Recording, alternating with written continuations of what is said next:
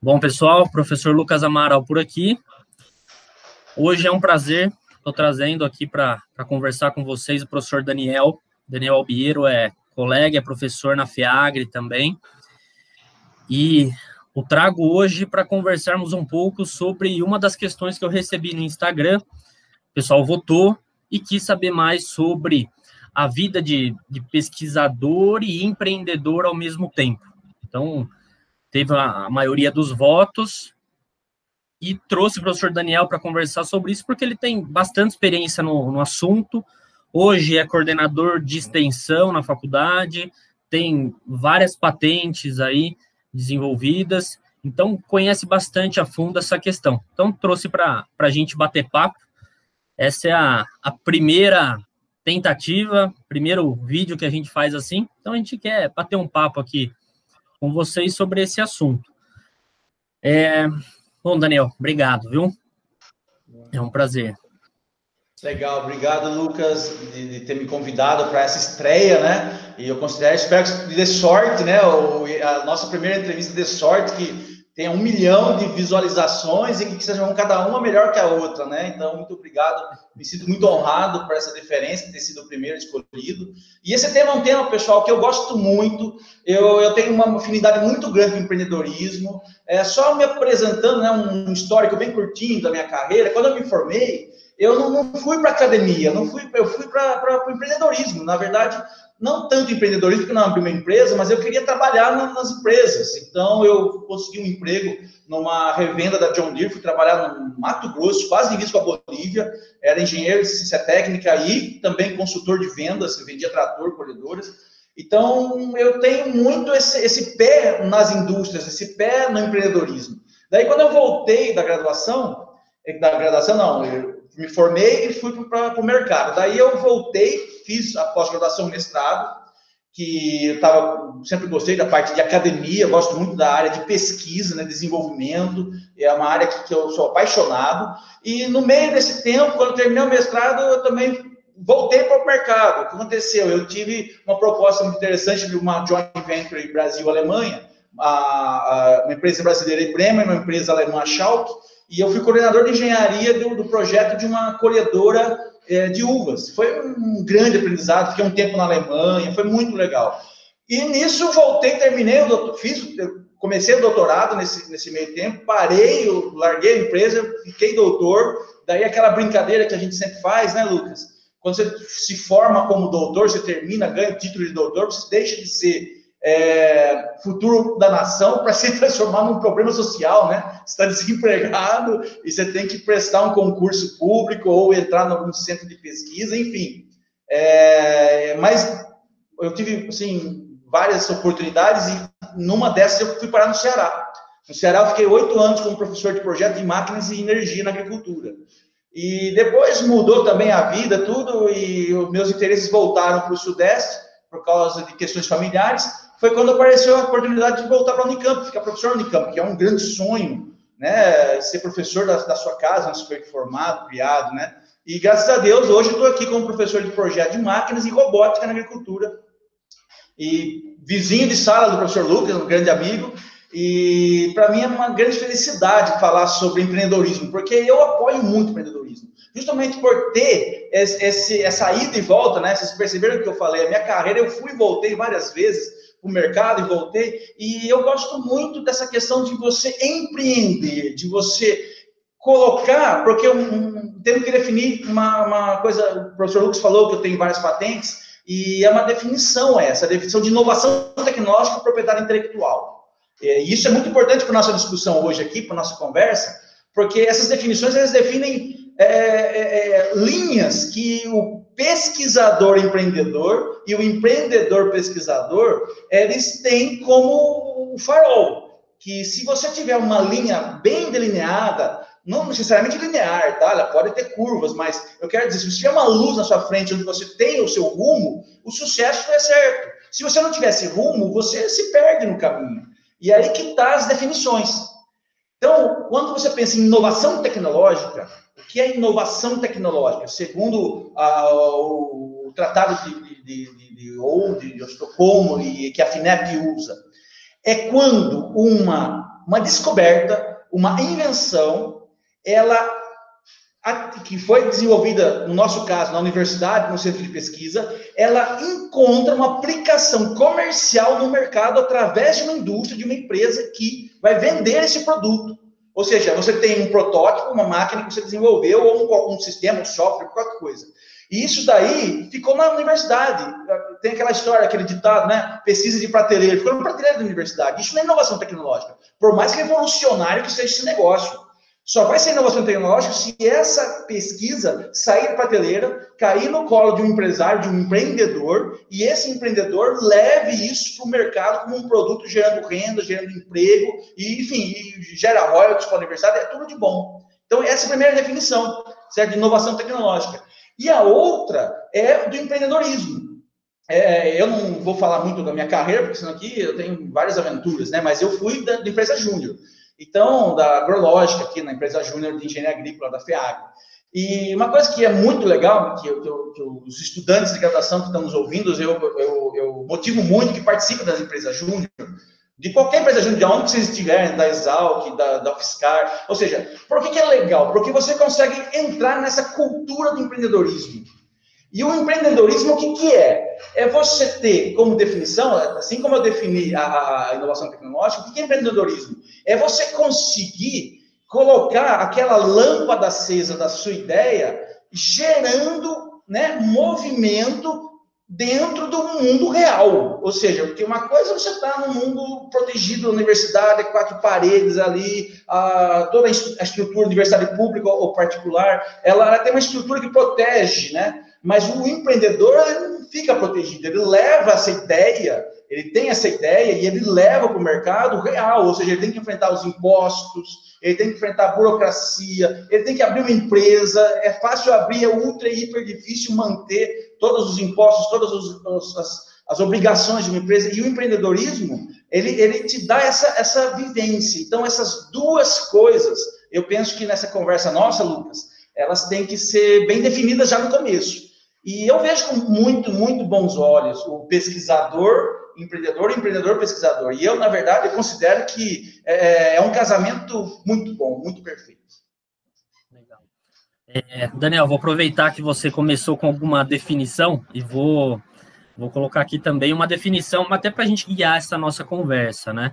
Quem perguntou aqui, eu acabei me perdendo no Instagram, não lembro o nome, mas eu acredito que a ideia era realizar a pós-graduação trabalhando, empreendendo, né? Mas a pergunta foi pesquisador. Então, primeira coisa, pesquisador, vamos definir aqui, né? Só para a gente balizar todo mundo. Todo cientista é um pesquisador, mas nem todo pesquisador é um cientista, tá? Porque um pesquisador, a palavra pesquisador é aquela pessoa que levanta dados. Então, tem várias atividades aí que são de pesquisa. Por exemplo, aquela pessoa que bate na sua casa e quer levantar e quer te perguntar quantos moram ali, quanto que é sua renda, né? Fazer levantamento do IBGE, ele é um pesquisador. Aquela pessoa que fica ali no supermercado te perguntando alguma coisa é um pesquisador.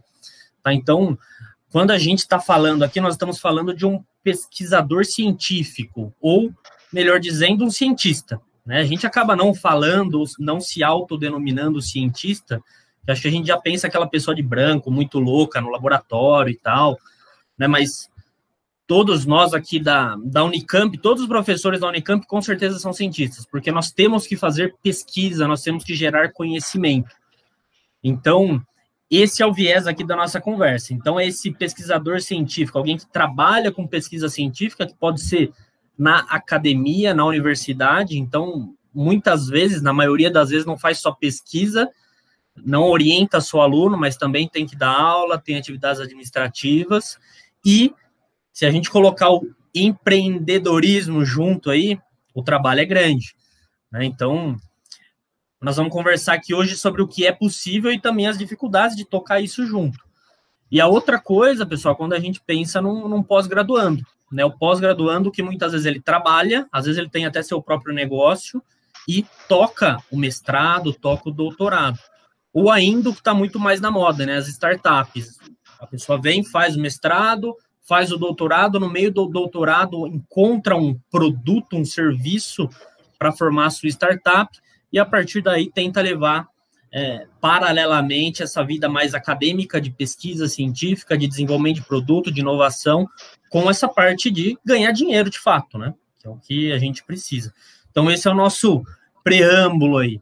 Então, Daniel, dito isso, né, como que você enxerga essa questão? Primeiro, o pós-graduando empreendedor, que eu acredito que seja a maior parte do público que a gente tem aqui, e também já esse profissional formado, já com uma carreira de pesquisador científico e de empreendedorismo. Como você viu, essas dificuldades e também a questão legal, né?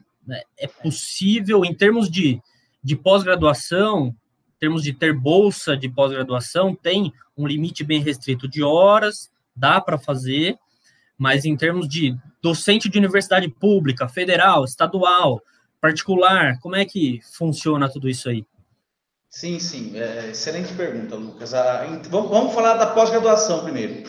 Em termos de pós-graduação, eu acho que é um caminho assim, quase que natural para aquele pesquisador cientista que tem essa gana do empreendedorismo, de chegar e realmente levar isso para o mercado. Porque não necessariamente isso não é obrigatório, tá? Você pode ter pesquisadores cientistas, né? Vamos definir aqui que ele tem a vontade de desenvolver, e existem várias. Vocês vão ver na metodologia científica, nas disciplinas que vocês fazem aqui na FIAGRE, tem vários estilos, várias formas de você desenvolver e produzir conhecimento. Tem aquele que quer ficar só naquele conhecimento conceitual. Tem outro que é um conhecimento conceitual já mais empírico, que ele quer provar, né? Então, quem que seria o cara super, hiper conceitual? O pessoal da matemática pura, né? É um cara que ele fica no conceito. Já um empírico ali, um conceitual empírico, a física, a química, que tem que fazer o experimento, obter os resultados e voltar. E tem aqueles que estão no nosso mundo, que é o mundo da engenharia, onde você realmente resolve problemas. Então, eu não estou querendo diminuir ninguém, não, tá, gente? Todo mundo é importante, esses estilos. O cara que faz a pesquisa conceitual, o cara da matemática pura, é essencial. E o cara que faz aquela pesquisa empírica, conceitual empírica, que é da física e química, vamos dizer, teórica, tá? Também é essencial. Mas no nosso mundo, que nós estamos falando de FIAGRE, né, da engenharia agrícola, ciências agrárias, nesse contexto da Unicamp global, nós somos cientistas, pesquisadores e engenheiros. E o que o engenheiro faz? Ele resolve um problema.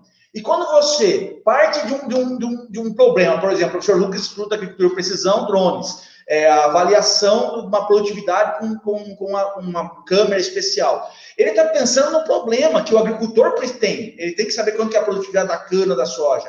E isso é importante para até fazer os valores do commodity, quanto que vai ser a safra do ano que vem, tudo isso tem implicações econômicas, sociais, ambientais muito amplas. Então, é um problema. Então, quando o professor Lucas, pesquisador cientista, ele desenvolve uma pesquisa nesse ramo, nessa direção, ele resolve um problema. E se resolver um problema, e, claro, o professor Lucas é excelente, então sempre resolve, acontece, ele resolvendo esse problema, ele conseguiu ou um processo, ou um produto, ou as duas coisas, um produto e um processo que o mercado potencialmente quer muito.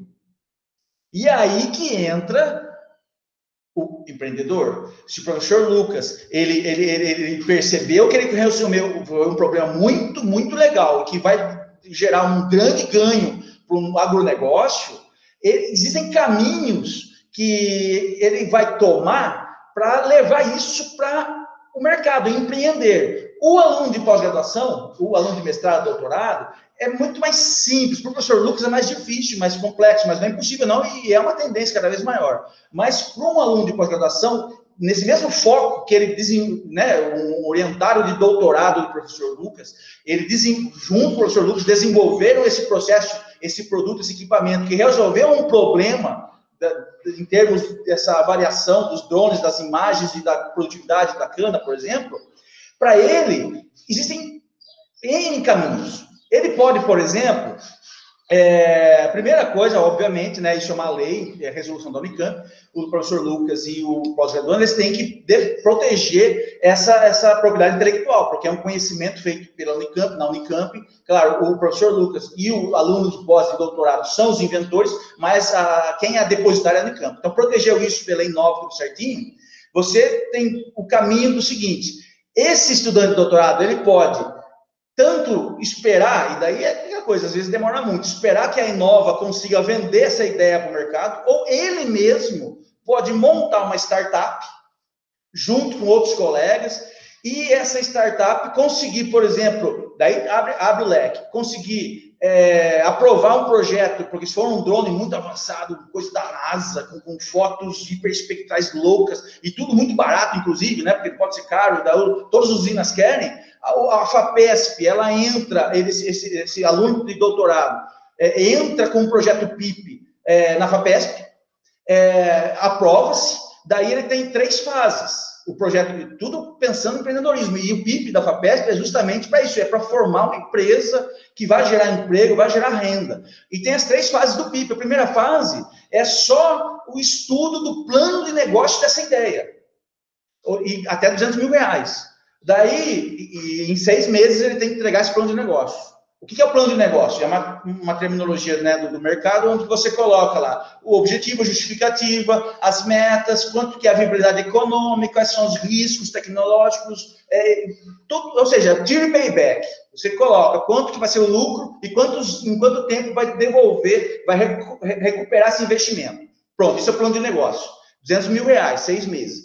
Quando você termina esses 6 meses, nesse PIP, esse estudante que já montou uma startup, em detalhe, a fase 1 do PIP, você não precisa nem ter a startup, você pode só ser um estudante, um aluno doutorado ali. É claro, se você tiver uma startup, ganha mais pontuação lá, porque é uma concorrência, né?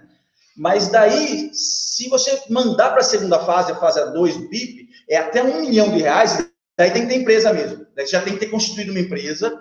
Esse R$1 milhão é para você pegar essa ideia e levar ela até um protótipo de piloto, uma máquina de piloto. Você tem que quase que escalonar ela. Você sai do protótipo meio gambiarra que funciona para uma máquina que já está lá no que a gente chama de TRL7, né?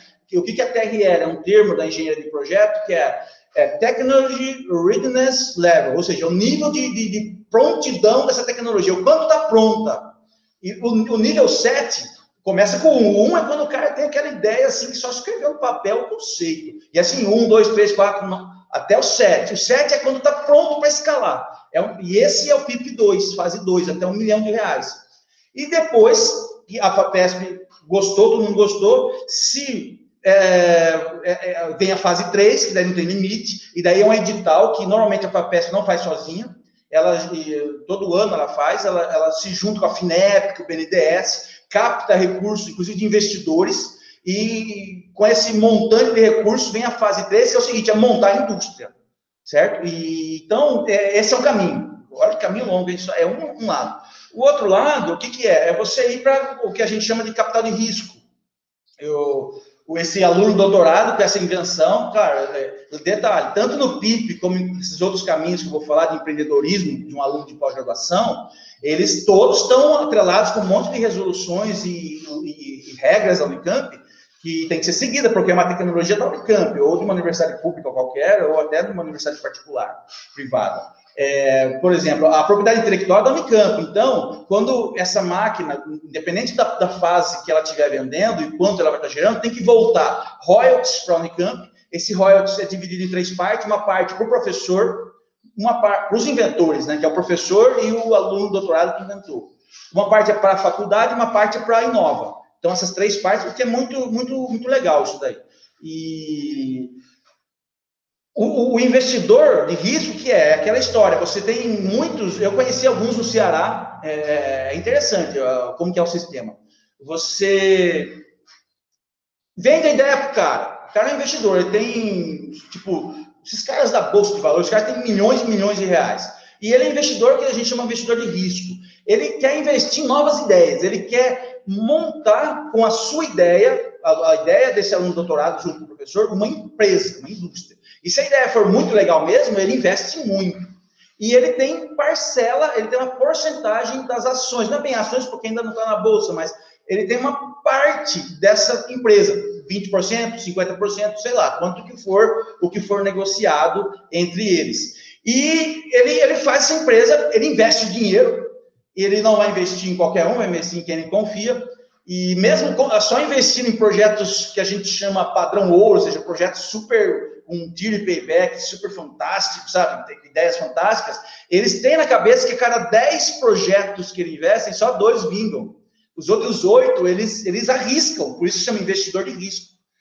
Mas ele tem isso na consciência dele, ele não acha tão ruim, não.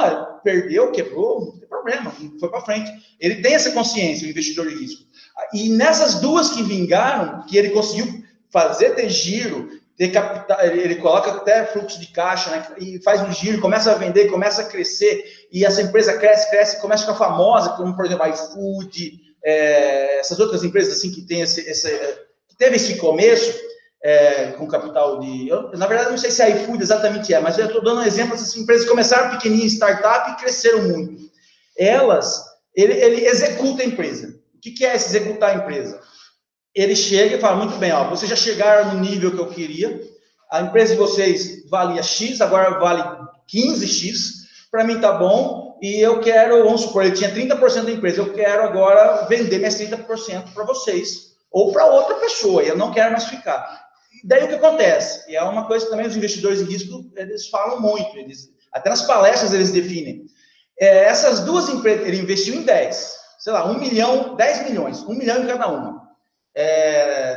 Depende do valor, estou dando um exemplo. Ele perdeu 8, mas essas 2 que vingam, cada uma está valendo 15. Ou seja, ele tem um retorno nessas 2 que vingam, que cobre tudo que ele investiu nas outras 8 e dá um lucro muito grande para ele. Então, ele tem esse caminho. E o último caminho tem vários, tá? Estou colocando os mais famosos. O último caminho é o seguinte, são as aceleradoras. Então, daí o estudante de doutorado, com a sua invenção muito legal, junto com o professor, propriedade intelectual da Unicamp, tudo certinho, ele faz a startup dele, incuba ela, por exemplo, no nosso parque tecnológico, e daí ele começa a tentar ser acelerado. Então, tem empresas como a Bayer, eu acho que lá em Piracicaba, lá da Exalc, tem um monte de empresas lá, como chama a Exalc, Lucas? O pessoal do acelerador da Exalc? Tem uma aceleradora, que é um monte de empresas, tipo Bayer, Monsanto, que até a GCO, elas investem nessa aceleradora, e essa aceleradora pega e faz essa função do investidor de risco. E acelera essa empresa. E exatamente igual. Por exemplo, eu conheço um caso, não posso falar aqui, mas que é uma multinacional, por questão de ética, né? Mas é uma startup aqui da FEAGRE, muito legal, um pessoal muito inteligente, com produtos fantásticos, e eles foram acelerados por uma multinacional alemã. E elas estão começando a vender, está começando a girar. Essa multinacional alemã acreditou muito no produto deles. E está começando a virar. Vai chegar um momento que essa multinacional ela tem 2 opções. Ou ela executa também, pede tudo para ela, ou ela vai querer aumentar ainda mais o investimento, ou às vezes ela até pode comprar. Por exemplo, a John Deere adora comprar startup, cara. A John Deere teve uma startup super legal de robótica, não sei se era francesa, cara, eu não lembro qual é o nome aqui, mas a John Deere chegou lá, ela simplesmente comprou a startup, pegou inteira, pronto, acabou, pagou, quanto que vale? Vale 20 milhões? Toma, 20 milhões, é dela. Então, são esses 3 caminhos em que o aluno de pós está aberto para ele, e eu acho que aquele aluno de doutorado e mestrado que tenha perfil de empreendedorismo, tem que ter coragem, gente, tem que ir para pegar nos peitos mesmo e levar, porque é assim que a gente tem que fazer, a gente tem que sair para tirar essas pesquisas da Unicamp e da FEAGRE e levar para o mercado. E detalhe, por exemplo, isso aqui são meus amigos, né? A AgriCef, o professor Lucas conhece também. A AgriCef foi um caso de sucesso extremo, porque ela foi uma startup de 3 amigos meus, o Grey, o Serri e o Efraim, nossa, esquecendo o Efraim. Eles começaram pequenininho, o professor Magalhães ajudando ali, né? E eles fizeram doutorado, mestrado, eles foram desenvolvendo tecnologias, incubaram na Unicamp a startup deles, ficou uma empresa incubada, cresceram, começaram a vender, começaram a prestar serviços, desenvolver protótipos de máquinas e prestar serviços para grandes empresas. Eles saíram da Unicamp e eles têm agora a própria empresa deles, quer dizer, que já tinham desde o começo, mas quero dizer, eles saíram da incubadora e hoje tem a AgriCef, que é uma empresa que de renome na área de engenharia agrícola. E tem mais de 30 engenheiros contratados. E o legal é que eles contratam a nossa gente, viu, Lucas? Contratam, eles são tudo daqui, eles gostam da gente. Mas nada não, porque contrata o pessoal da Exalc, pessoal de outras universidades também, eles não têm preconceito não, mas o que eu quero dizer é, eles fizeram todo esse caminho que eu falei para vocês, eles pegaram PIP, eu só acho que eles não pegaram essa parte de aceleração, nem de capital de risco, não que eu saiba, mas PIP eles pegaram 1, 2 e 3, então, e alunos de pós-graduação, alunos de mestrado e doutorado, então é um caminho muito bom. Pessoal, inclusive, aproveitar o gancho do professor Daniel, né, ele falou aí que o empreendedorismo, né, criar sua startup, criar seu produto, é um caminho, né, mas acho que é importante a gente mencionar que não é um caminho que todos têm que seguir, né, quando a gente fala em mestrado, doutorado, que é uma pós-graduação estrito sensu, a gente está formando cientista, a gente está formando futuros docentes, orientadores, e também um caminho, essa parte de trabalhar em empresa também, realizando pesquisa, ou criar as suas próprias soluções, e principalmente por meio de startups aí, que hoje é tão comentado. Inclusive, se vocês forem em grandes feiras agrícolas, muitas vezes a gente entra ali na AgriShow, por exemplo, já tem ali uma salinha climatizada, cheia de startup. Eu também esqueci o nome dessa aceleradora aqui de Piracicaba, tem Exalctec, por exemplo. A Raizen tem uma iniciativa dessa, inclusive, cheia ali de startups do agro, com soluções, e que, com o tempo, a tendência é isso, essas pequenas empresas vão se integrando com as suas mães, né, essas grandes empresas, às vezes é comprada totalmente, às vezes se criam ramificações, e por aí vai. Só aproveitar o momento, né? Então, essa parte, mestrado, doutorado. Então eu tenho que entrar já com essa mentalidade, não, né? Você pode entrar no mestrado, doutorado, trabalhando, ou já com essa ideia de empreendedor, né? Você não necessariamente tem que ter essa dedicação exclusiva. Claro que aí o desafio é muito grande para você ter um desempenho acadêmico, acompanhar a disciplina, desenvolver projeto, atuar em várias áreas, é desafiador, né? Inclusive, eu tiro o chapéu para quem faz isso bem feito, assim como quem faz uma graduação trabalhando ao mesmo tempo, realmente é algo desafiador. Mas a outra opção é ter uma bolsa de estudos, e aí a bolsa de estudos você tem que se dedicar ao seu projeto. Esse projeto pode ter esse cunho mais básico, de pesquisa básica, pesquisa aplicada, ou pesquisa com empresa. Às vezes essa bolsa vem da CAPES, vem do CNPq, da FAPESP, ou vem até de uma empresa para você desenvolver essa pesquisa em conjunto. E aí, quando você tem bolsa, você tem algumas limitações de horas, você não pode simplesmente ter um empreendimento como um restaurante na esquina. Aí você não pode. Você pode ter esse lado empreendedor, mas com algum pé no tipo de pesquisa que você faz, no tipo de atuação que você está tendo. Então, são possibilidades. E a outra questão que eu queria que o professor Daniel comentasse também, então, falou bastante aí, startup, pós-graduando. Agora, a parte de quem já é formado, já tem o seu mestrado, doutorado, faz pesquisa numa Embrapa, faz pesquisa na Unicamp, na Federal do Ceará. Como é que funciona para esses docentes, nesse caso, ou até a modalidade de pesquisador científico, que tem algumas vagas dessa forma, como é que funciona isso? Essa pessoa pode ter, né, no nosso caso, a gente pode ter uma empresa, ser sócio, se dedicar 3 dias por semana nessa empresa, não pode? Faz uma síntese para a gente, Daniel, para a gente encerrar o vídeo, inclusive. Legal.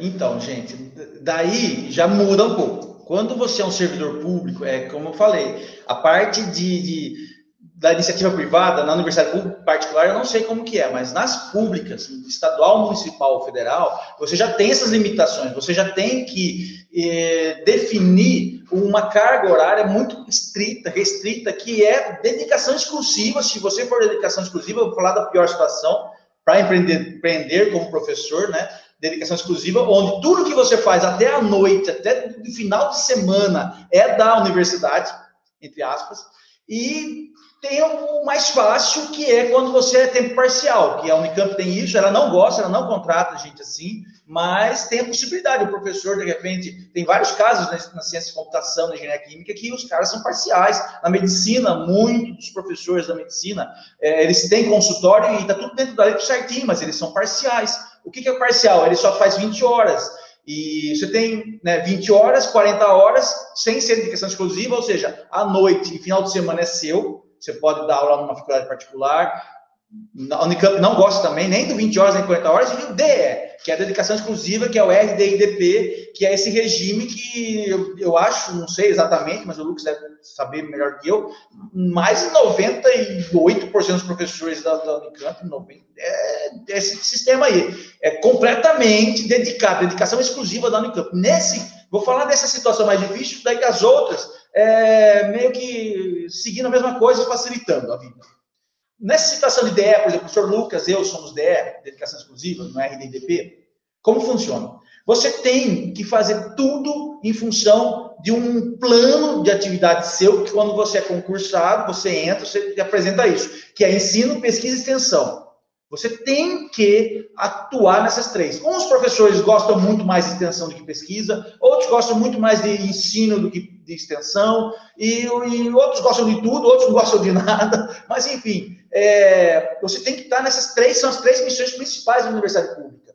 E a gente tem o professor Lucas e eu somos exemplos que a gente tem uma quarta missão, que particularmente eu acho que eu nem gosto, mas enfim, a gente tem que fazer, que é administrativo, é a gestão, porque alguém tem que gerir a universidade, alguém tem que ser o presidente do conselho, alguém tem que ser o coordenador de pesquisa, enfim, então você, além de ter que fazer a pesquisa, o ensino e a extensão, que são cargas muito grandes, e você define isso como um plano de atividade seu, e você a cada 3 anos, cada 4 anos, cada 5 anos, é avaliado por seus pares na faculdade e na reitoria.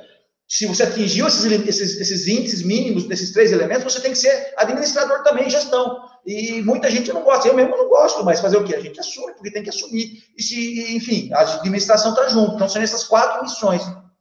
Então, olha só quanta coisa o professor faz. E ainda tem uns tontos, né, Lucas, que falando que a gente fica vagabundeando aqui, né? Balbúrdia, né? Dá um ódio, né, cara? A gente rala pra caramba. Então, pensem só, você não pode, num profissional que é dedicação exclusiva, que é um cara que tem todas essas 4 missões, que são avaliadas cada 3, 4, 5 anos, por pares, por uns 10 ou 20 professores diferentes vão estar avaliando essa pessoa, ele se dedicar para uma empresa, essa empresa vai falir, esse cara, ou ele larga a Unicamp, ou a Unicamp manda ele embora, ou a empresa quebra, porque não dá tempo. Então, não dá.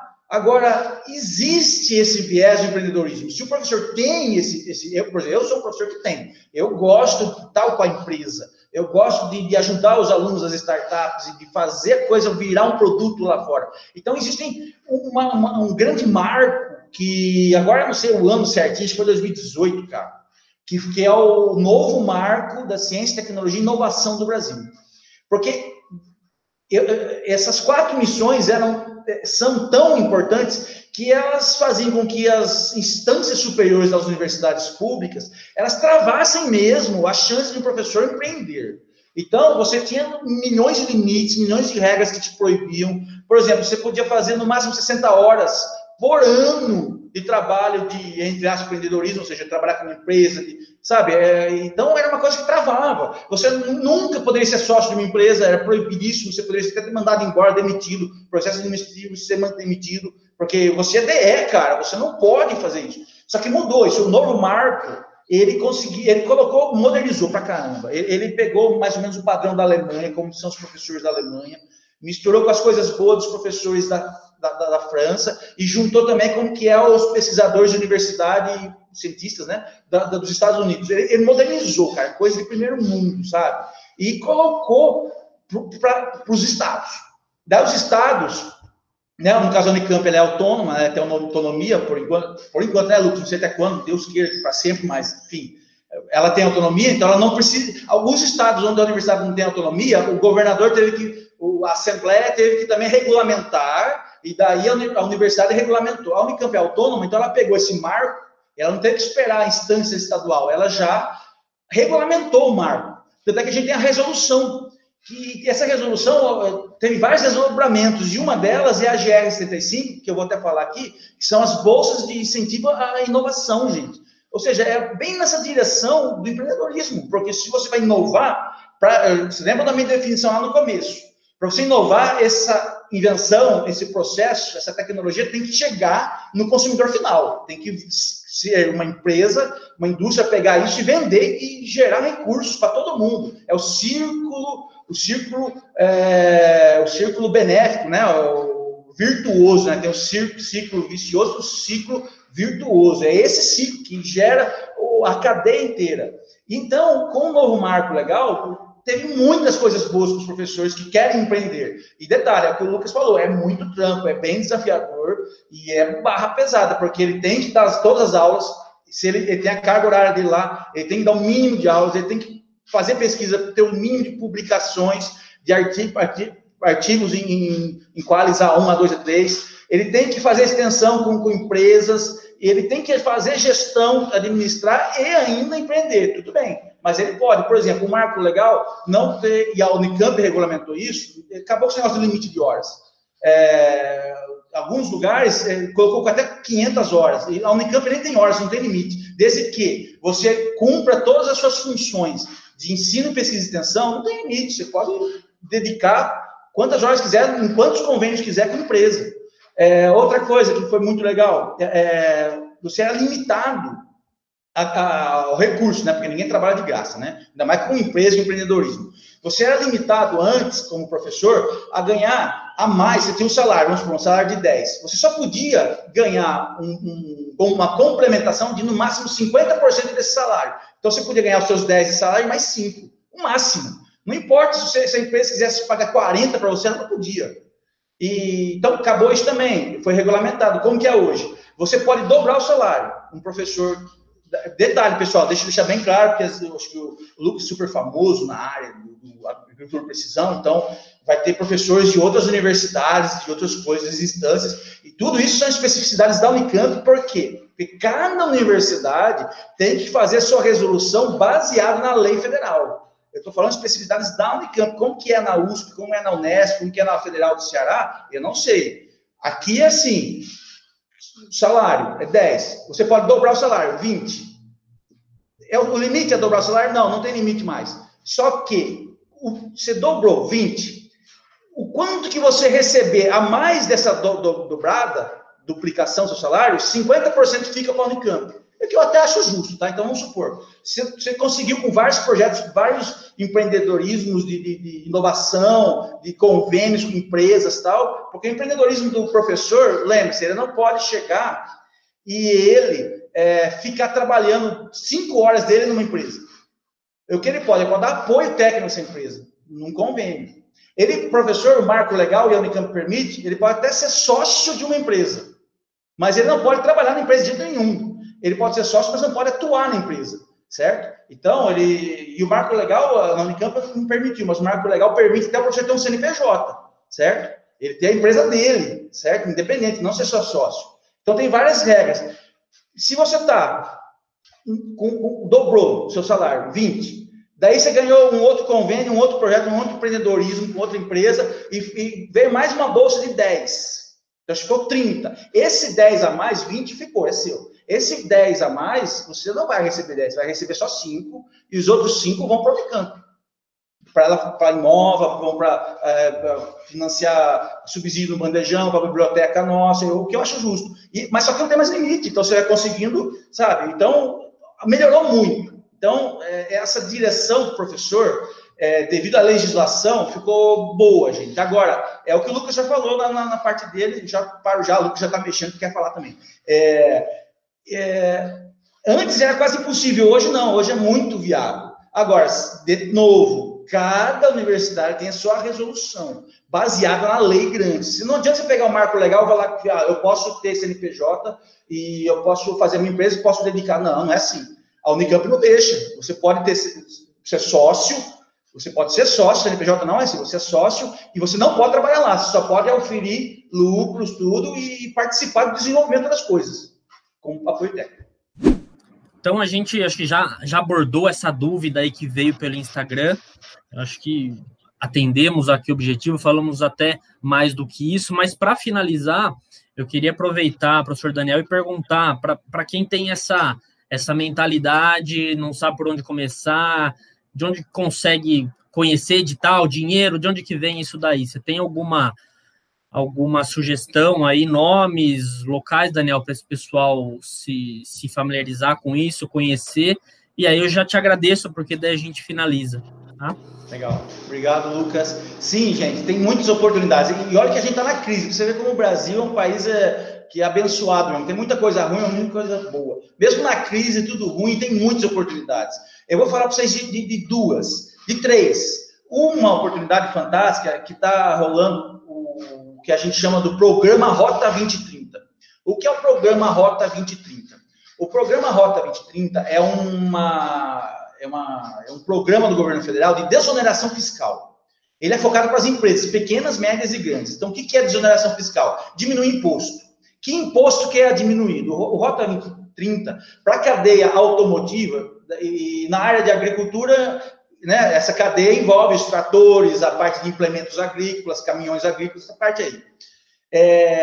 Nessa cadeia, ele dá um desconto. Hoje, por exemplo, eu tenho uns amigos na Case, e eles falaram para mim, uma colhedora de soja da Case, 40% dela é equipamento importado. Motor hidráulico, eletrônica, tudo. Esses 40% desse valor da máquina, a máquina está valendo 1.100.000, então bote aí 400 mil reais, ele é importado. Esses 400 mil reais, a Case ela tem que pagar 18% de imposto de importação.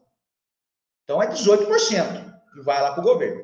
O que é a Rota 2030? Se a Case, já entrou, se qualquer empresa da cadeia automotiva, que envolve trator, colhedora, pulverizador autopropelido, implementos agrícolas todos, ela entrar no programa, e oficialmente, ela ganha de cara um desconto de 16%. Ela não paga mais 16% de imposto de importação. E esse 2% que sobra, aí que vem a nossa parte, empreendedorismo. Esse 2% que sobra vai para uma conta que não é do governo, é uma conta separada do governo, uma conta que, inclusive, ela está sendo gerenciada pela Fundação, a Fundeb, que é a Fundação do FMG, onde esse dinheiro é usado justamente para desenvolver projetos de pesquisa para empreendedorismo de substituição de importação ou inovações tecnológicas. Olha, tudo que a gente falou aqui cai de cabeça dentro do Rota. E detalhe, se for uma empresa, daí tem as escalas, pode ser empresinha startup, gente. Não precisa só, porque tem as escalas de contrapartida. Se for até 10 milhões de reais, a empresa, ou seja, dificilmente uma startup tem de receita operacional bruta 10 milhões. Então, de 0 a 10 milhões, ela não dá nada de contrapartida. Ela pega lá, depende do edital, tem edital de 1 milhão, de 2 milhões, de 3 milhões, ela pega esse dinheiro e dá 0 de contrapartida. Desenvolve um produto, vai conseguir fazer o giro e vender essa máquina, e detalhe, em parceria com alguma empresa ou não. Isso é fantástico, o Rota 2030. O outro é o FINEP 2030, que é a mesma coisa que o Rota 2030, só que pela FINEP. E daí com as regras do FINEP. E tem o projeto Centelha, que o Estado de São Paulo não entrou ainda, mas eu já ouvi falar uns boatos que a FAPESP vai se movimentar, vai entrar. Embora até que a FAPESP não precise, que ela tenha a FIP, mas enfim, tem o PIP. O que é o Centelha? Que eu sei porque eu ajudei algumas empresas, algumas startups do Ceará, que eu tenho os contatos lá. O projeto Centelha é um projeto da FINEP em parceria com as fundações dos estados. Então, no Ceará tem vários estados, não são todos. São Paulo não tem ainda, mas parece que vai entrar. O que é? Mas, de repente, tem uma pessoa de Minas, viu, Lucas, ou do Paraná, que esses estados estão no projeto Centelha. Você deve ter os contatos aí no Mato Grosso do Sul, tem? Então, os amigos. O projeto Centelha é o seguinte, a FINEP, ela coloca, sei lá, quanto que é? Sei lá, 100 mil reais, eu não sei exatamente o valor, e a fundação do Ceará, a FUNCAP lá, coloca mais 100 mil reais. Então, deu 200 mil reais. Por empresa, para ela desenvolver realmente fazer uma empresa mesmo, uma empresa de base tecnológica. O estudante de doutorado saiu com a ideia, a patente é da universidade, tudo bem, mas ele vai desenvolver uma empresa para escalar essa ideia com esse dinheiro e começar a vender. Então, o projeto Centelha, o programa Centelha é muito legal. Então, perceba, a gente tem muitas oportunidades que dá para o empreendedor, o aluno de pós-graduação atacar. E os professores também, porque tanto no FINEP 2030 como no Rota 2030, você pode fazer parceria com a empresa e ser a parte técnica desse projeto pela empresa. Então, é isso aí, brigadão, gente. Eu sei que eu falei muito, falo rápido, falo gritando, mas o Lucas me conhece, sou assim mesmo, e tamo junto. Qualquer dúvida, é só mandar o contato aí, a gente conversa. Tchau, tchau. Abração para todo mundo, Deus te abençoe. Isso aí, Daniel, obrigado, viu? Legal esses editais, mas acho que o que está mais próximo da gente, inclusive, é o PIP da FAPESP. O PIP, eu acho que é o caminho, né? Tem muito aluno que está na academia, que vai, eu já participei de alguns comitês, é um processo muito sério da FAPESP, envolve muitas etapas de avaliação, é fantástico. Então, esse acho que vale a pena também o pessoal consultar e está mais próximo aí, pelo menos não é algo tão grande, pode ser algo mais restrito, mais direcionado, é uma boa oportunidade. Bom, acho que é isso, Daniel. Muito obrigado, viu? Qualquer dúvida, coloquem nos comentários do vídeo, a gente, assim que possível, responde. Se eu não souber, incomodo o professor Daniel, bato na porta dele se a gente já tiver na Unicamp, se não, WhatsApp, e-mail, e eu copio a mensagem para vocês. Tá bom? Gente, obrigado, até a próxima.